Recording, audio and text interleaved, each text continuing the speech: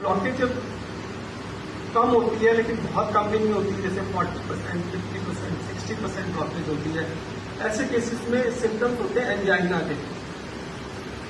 Angina क्या होता है? ऐसे पेशेंट में एक ही तरह का दर्द बार बार होता है, और एक दर्द 1 मिनट, 2 मिनट, 3 मिनट, 4 मिनट बस इतना रहता है, और वो अपने आप ठीक हो जाता है या आराम करने से ठीक हो जाता है।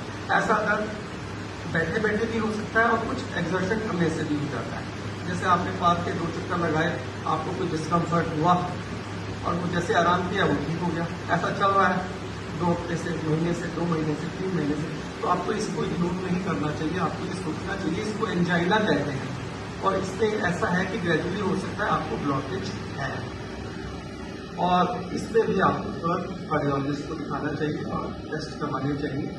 इससे हमें पता लगेगा कि ब्लॉकेज कहाँ है, कितनी है, और इसका हम इलाज कर पाएंगे।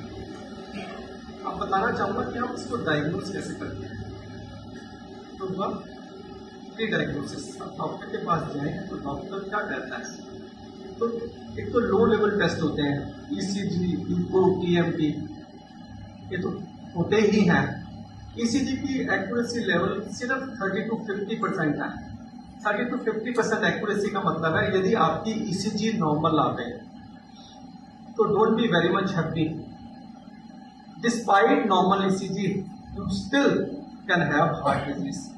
50 to 70% chances are still there that you might have heart disease, because accuracy level of ECG is only 30 to 50%. Inaccuracy level is 50 to 70% in ECG. ECG, normal ECG does not mean that you don't have heart disease, you have heart disease. Second, echo, TMT, इनकी value भी 100%, 90% नहीं है, इनकी value भी 60 से 70% है, यानी कि 60 से 70% चांसेस है कि पिकअप कर पाए कि हार्ट की डिजीज है या नहीं है। ज्यादातर केसेस में हम हायर टेस्ट करते हैं, जिसको कहते हैं, 2 तरह के हायर टेस्ट होते हैं, एंजियोग्राफी, और दूसरा होता है, एंजियोग्राफी होता है ऑपरेटिव टेस्ट, जिसमें तार डालते हैं अंदर, डाई इंजेक्ट करते हैं, उससे पता लगता है ब्लॉकेज कहाँ है, कितनी है, और उसको छल्ले से खोलने की कोशिश करते हैं, इसको स्टैंटिंग कहते हैं। ये ऑपरेटिव प्रोसीजर होता है, और इसके कुछ कॉम्प्लिकेशन भी हो सकते हैं, हॉस्पिटल में एडमिट होना पड़ता है। और दूसरा एक हायर टेस्ट होता है, जिसके बारे में मैं अच्छी तरह बताना चाहूँगा आज, क्योंकि ज़्यादातर पेशेंट को एंजियोग्राफी की जाती है डायग्नोज करने के लिए, और उसको ये बताया जाता है कि आपको 90% ब्लॉकेज हो गई, 80% ब्लॉकेज हो गई, मामला क्रिटिकल है, इसलिए छल्ला डालना जरूरी है, और कुछ कॉम्प्लिकेशन हो सकती है, दाखिल होना पड़ता है। दूसरा बताना चाहूँगा, इससे पहले बताना चाहूँगा कि एंजियोग्राफी से सिर्फ डिटेल्स ऑफ ब्लॉकेज पता लगता है, ब्लॉकेज कहाँ है, कितना है। इसके अलावा भी एक और इंफॉर्मेशन होती है, जिससे हम ट्रीटमेंट गाइडलाइंस डिसाइड करते हैं। सिर्फ ब्लॉकेज 90% है, 100% है, इससे हम ट्रीटमेंट गाइडलाइंस डिसाइड नहीं कर पाते हैं। तो फैक्ट्स, वो जानकारी होना बहुत ही जरूरी है, हमें ट्रीटमेंट का क्या प्लान करना है। दो जानकारी क्या है कि actual supply, what is the actual supply going to the heart muscle, यानी कि दिल में ब्लॉकेज हो गई है 90%, 80%, लेकिन एक्चुअल सप्लाई कितनी है। जैसे 90% ब्लॉकेज का मतलब ये नहीं है, 100% ब्लॉकेज का मतलब ये नहीं है कि 0% ब्लड जा रहा है। टाइम के साथ क्या होता है, कोलेटरल बन जाते हैं, जिसको नेचुरल बाईपास कहते हैं। साइड से रास्ते अपने आप बॉडी बना देती है, ऑटो रिकवरी के माध्यम से। काफी पेशेंट में ऐसा होता है, और रास्ते भी 70 से 80% के लेवल तक रास्ते बन जाते हैं, यानी कि 100% यदि ब्लॉकेज है तो काफी पेशेंट्स में ये मालूम होता है कि 70 से 80% तो रास्ता बॉडी ने अपने आप ही बना दिया, 90% ब्लॉकेज होने के बावजूद। एंजियोग्राफी कह रही है मामला थिंग्स आर क्रिटिकल, लेकिन जो हमने दूसरा टेस्ट किया, इसको दूसरा टेस्ट के बारे में बताना चाहूंगा। ये दूसरे टेस्ट से पता लगता है, एंजियोग्राफी से पता नहीं लगता। एंजियोग्राफी का एक ड्रॉबैक ये है कि ऑपरेटिव टेस्ट है, एडमिशन करना पड़ता है, कॉम्प्लिकेशन है, और इससे सिर्फ डिटेल्स ऑफ ब्लॉकेज पता लगती है, दूसरे फैक्ट्स पता नहीं लगते जो बहुत ही इंपॉर्टेंट है ट्रीटमेंट गाइडलाइन डिसाइड होने के लिए। Actual supply reaching to the heart muscle despite blockage.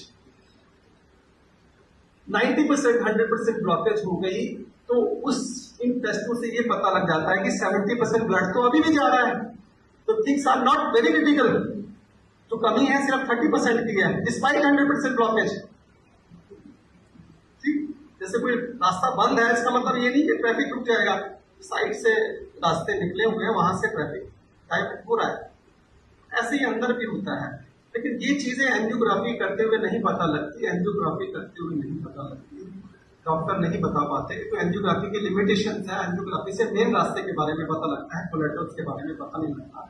और जिस टेस्ट से कोलेटरल्स के बारे में पता लगता है उसको कहते हैं MPI scan, which I do. MPI scan में क्या होता है कि हम दवाई देते हैं, ये दवाई वही जाती है तीनों नसों में जहां एंजियोग्राफी का तार जाता है, और हमें स्कैनिंग करते हैं नसों के अंदर कहाँ जहां दवाई रुक जाती है वहां ब्लॉकेज होती है, और वो दवाई सांस के रास्तों से भी निकल जाती है, जिसको नेचुरल बाईपास कहते हैं। तो हमें इससे दो जानकारी मिलती है इस टेस्ट से, कि हमें ये भी पता लग जाता है ब्लॉकेज कहाँ है, कितनी है, जो एंजियोग्राफी से पता लग रही है, और हमें ये भी पता लग जाता है कि सांस से रास्ते कितने बने हुए हैं। 70 से 80% रास्ते बने हुए हैं, ये पता लग जाता है। और ऐसे केसेस में as per guidelines, as per American guidelines, as per AHA guidelines, American Heart Association guidelines, American College of Cardiology guidelines, no need of doing surgery, no need of doing angioplasty, because already compensation is there, already collaterals are there, the tune of 70%, no need of angioplasty, no need of surgery. What we do, we give medicines to improve that collaterals to the level of 100%। 70% तो body ने recovery कर लिया, 30% जो recovery नहीं किया वो हम medicine के माध्यम से कर देंगे, तो things will be 100%, and this is 100% pure without angioplasty, without surgery. That's the thing I am doing, and this is possible in more than 80-90% of patients. That's why medical treatment is much better than surgery. I want to tell you like that.